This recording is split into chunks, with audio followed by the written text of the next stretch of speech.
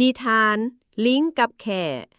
ดนนานมาแล้วมีป่าแห่งหนึ่งที่อุดมไปด้วยหมากไม้นานาชนิด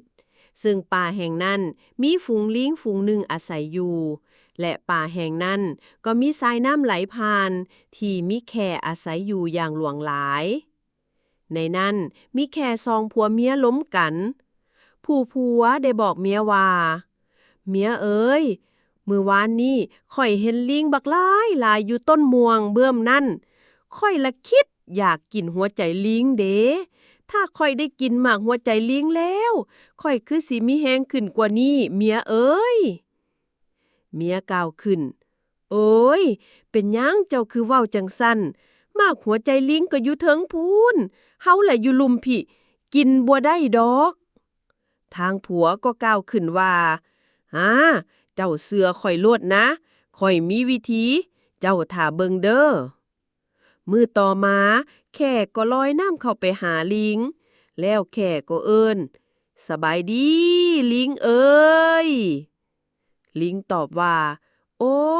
พญาแค่สบายดีเจ้ามาหยังอยู่บ่อนนี่โอ้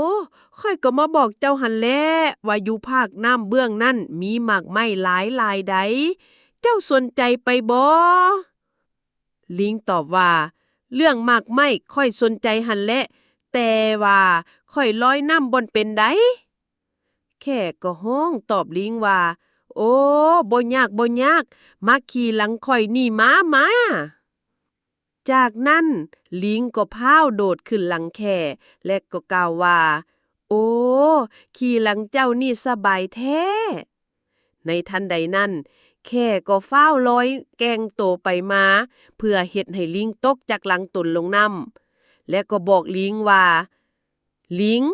เจ้าฮู้บ่ข้อยสิเอาเจ้าเมื่อกินหมากหัวใจอยู่เฮือนเมื่อลิงได้ยินแนวนั้นก็เลยฮ้องบอกแค่ว่าโอ้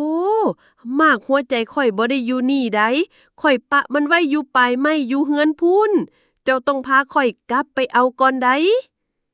เมื่อแค่ได้ยินแนวนั้นก็เลยฮ้องบอกลิงว่าได้ข้อยสิพาเจ้ากลับไปเอา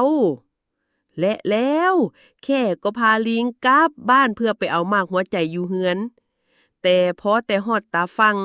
ลิงก็พาวโดดออกจากหลังแค่แล้วโดดขึ้นต้นไม้พร้อมฮ้องบอกแค่ว่าโอ้ยพญาแค่เอ้ยหมากหัวใจของข่อยก็อยู่น้ำข่อยนี่แหละข่อยบ่อยากให้เจ้ากินหมากหัวใจข่อยดอกข่อยไปก่อนเด้อนิทานเรื่องนี้สอนให้ฮู้ว่าไผก็หักชีวิตของตนเองขอบใจที่รับฟัง